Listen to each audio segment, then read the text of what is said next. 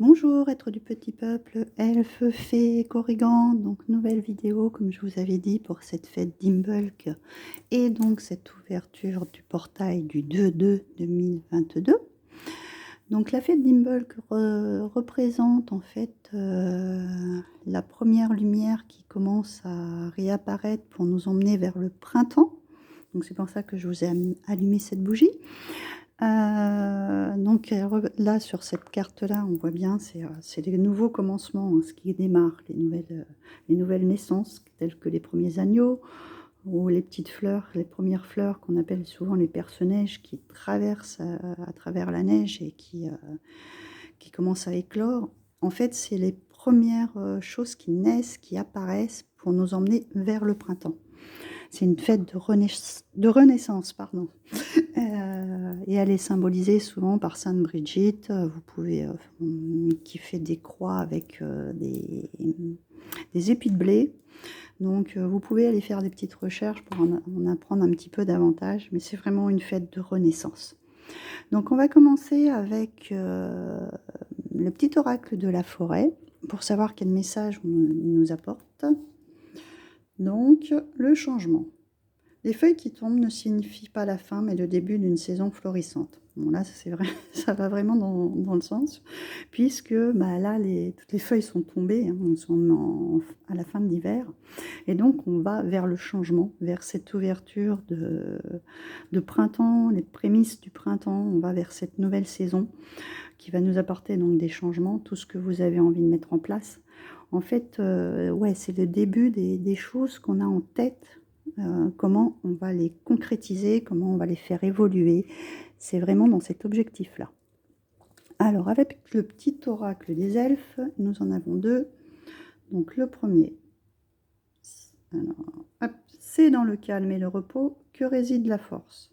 Donc là, on nous demande, comme l'hiver n'est pas terminé, de continuer à se fortifier, à se reposer, avant d'attaquer cette prochaine saison, parce qu'on va nous demander vraiment d'être assez bien ancré, on va dire ça comme ça, d'être assez fort, parce que les changements à venir risquent d'être assez importants et assez perturbants peut-être d'une certaine façon.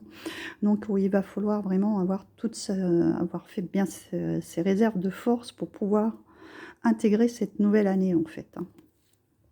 Et donc la deuxième, l'amour est comme l'eau, il trouve toujours son chemin. Donc là, c'est faire confiance au flux, aux choses qui sont autour de nous un petit peu. Oui, la fluidité, suivre le courant. Oui, en fait, tout cet amour qu'on va vous apporter ou que vous allez apporter, il faut que ça soit assez fluide et que ça coule doucement et que vous allez, qui va venir à vous en fait. Hein. S'il y a quelqu'un dans votre cœur, il va venir à vous, voilà, tout simplement.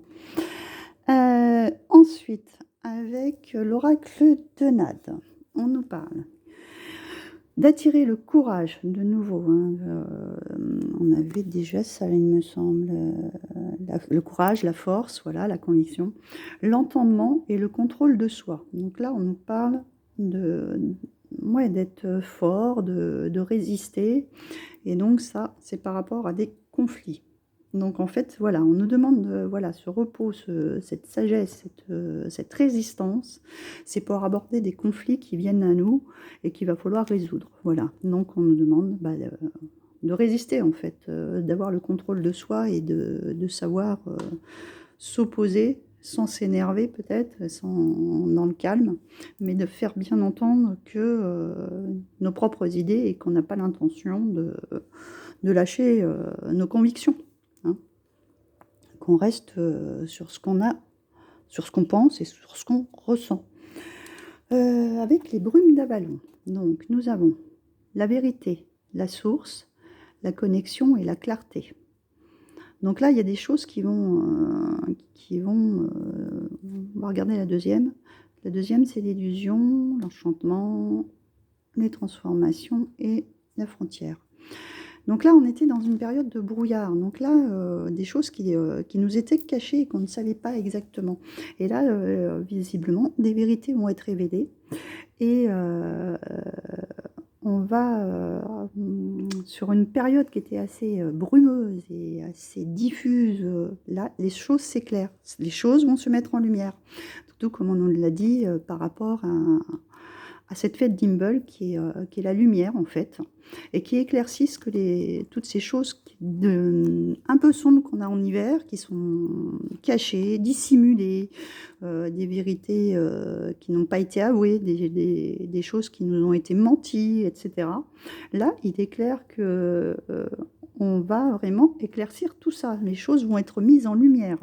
C'est fini, là, cette période de choses cachées, dissimulées. Là, on met les choses en lumière.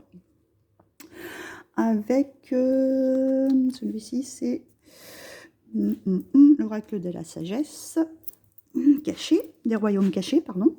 Donc, en fait, j'ai pris la première qui a sauté, et quand j'ai au dos du paquet, il y en avait 2 autres qui m'ont parlé, donc je vous les ai sortis aussi.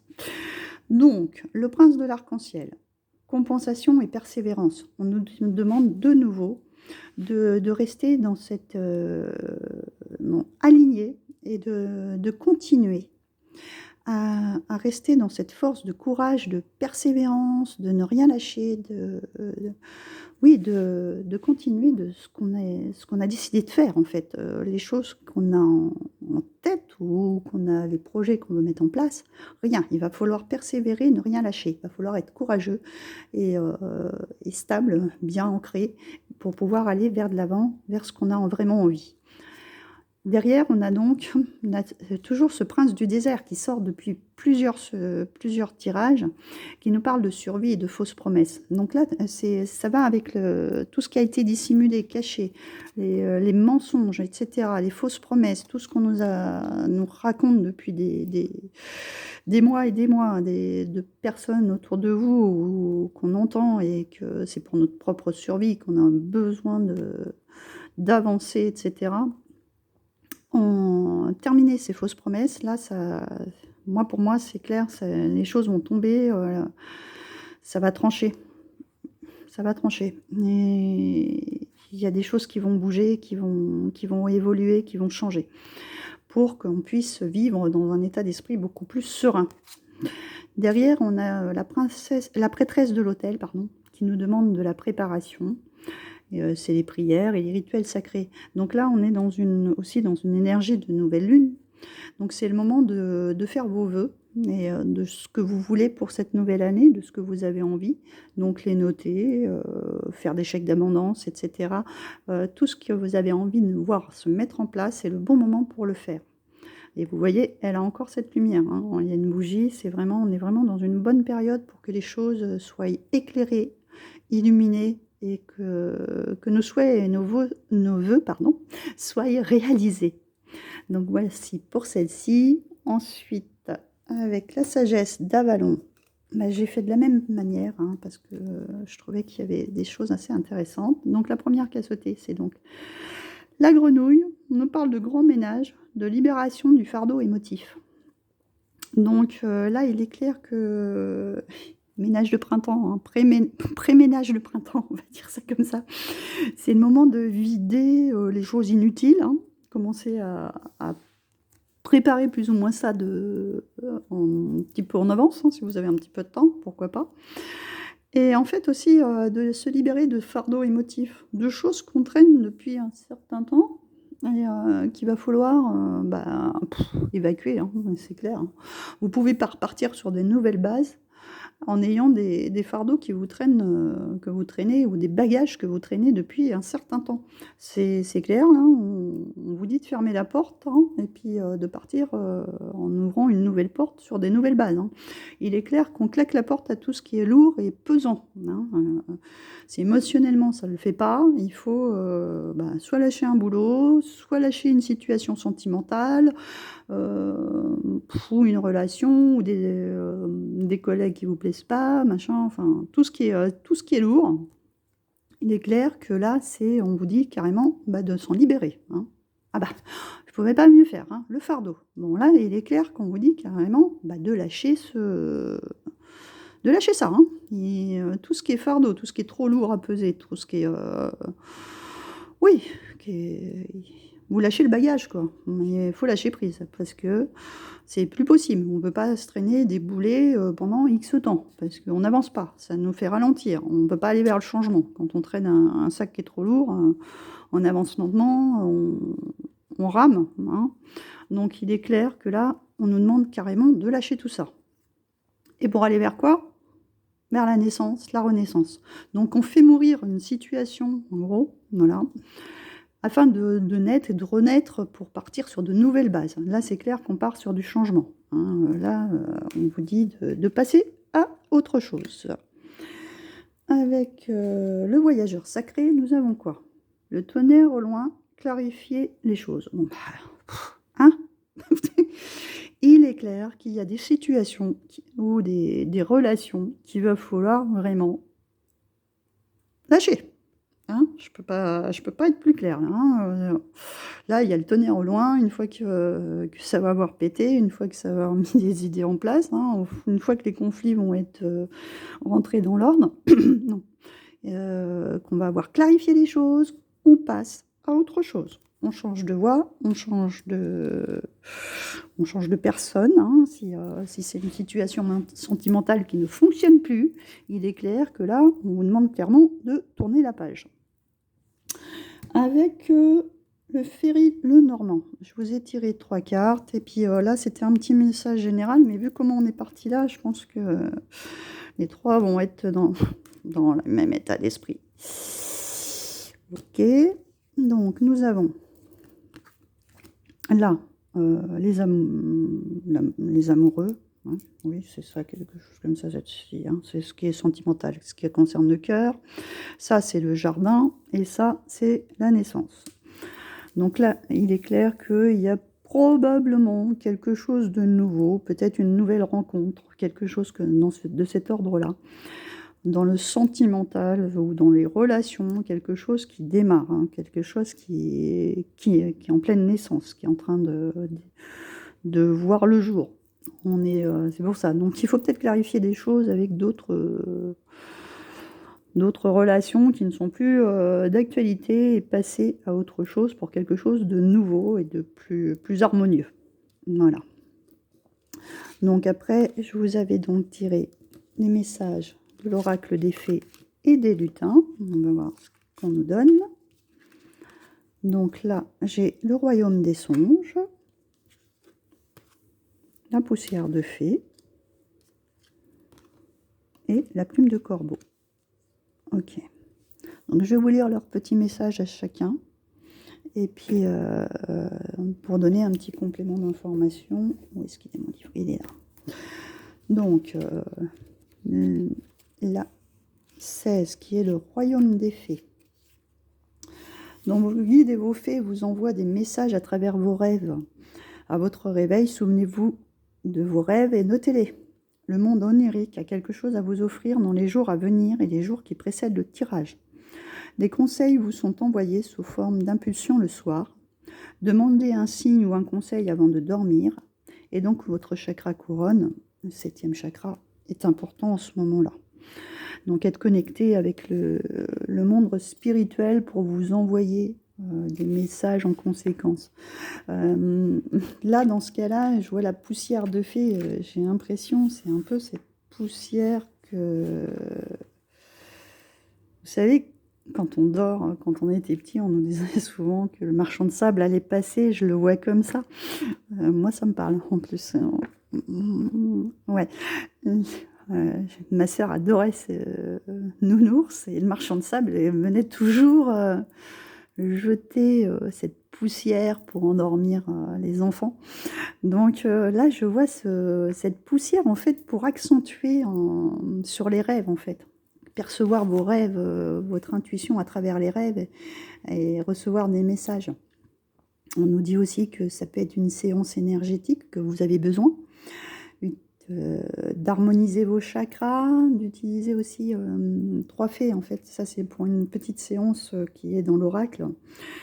qui permet de vous reconnecter aux 3 fées qui sont des fées en fait en rapport avec les éléments, de visualiser des fées, de faire une thérapie énergétique et de travailler donc sur les énergies. Donc quand je vous parle des éléments, c'est l'air, l'eau, le feu et la terre. Donc se reconnecter aussi à ces éléments-là pour pouvoir avoir des messages en fait, hein. Et donc la plume de corbeau, normalement, ça doit être les messages justement des êtres de là-haut qui nous transmettent des messages. Et souvent, ils nous les transmettent à travers les songes. C'est beaucoup plus facile, plus fluide pour eux. Donc on nous parle de protection en toutes circonstances, que les oiseaux sont des signes, que le ciel veille sur vous, et qu'il suffit de lever les yeux, le mouvement est bénéfique, un voyage heureux et des signes du monde invisible. Et écoutez votre chakra couronne et travaillez avec celui-ci. Donc ça fait 2 fois qu'on nous dit de travailler avec le chakra couronne. Donc c'est le 7e chakra. C'est ce chakra qui est le plus ouvert par rapport aux intuitions, aux ressentis, être connecté avec le monde spirituel. On nous a parlé du chakra racine, d'être bien ancré sur la vidéo précédente, c'est-à-dire là on nous demande carrément d'être de nouveau très très aligné pour pouvoir aller vers tous ces changements et recevoir des messages pour justement aller de l'avant et voir sur quoi on part pour cette nouvelle année. Donc là, sur le Wisdom Witches, on a Ostara, on a le familier et on a donc le Magic Circle. Donc pour ces 3-là, on nous parle d'un projet qui est en gestation, de choses qui sont pas encore, je trouve que ça va très bien avec tout le reste, de projets qui sont pour l'instant pas encore, qui sont en phase de naître, voilà, je vais arriver à trouver le terme. Ils sont en incubation, en fait, ils sont pas encore à terme. Il y a encore des choses à voir, des choses à mettre au point. Là, on a notre petit gardien, donc souvent c'est souvent des chats, hein, puisqu'ils sont super connectés. La preuve, hein, il a son 3e œil qui est bien connecté, qui est bien ouvert. Donc ils sont là pour vous protéger, hein, puisque ce sont des gardiens, et on nous parle de la protection derrière. Donc là, on nous demande clairement de se protéger peut-être de tous les conflits et de tout ce qui se passe en ce moment, des gens qui sont pas honnêtes, qui sont pas dans la bienveillance, là, on est protégé face aux choses qui sont à clarifier, aux mensonges, aux manipulations, à tout ce qui est là.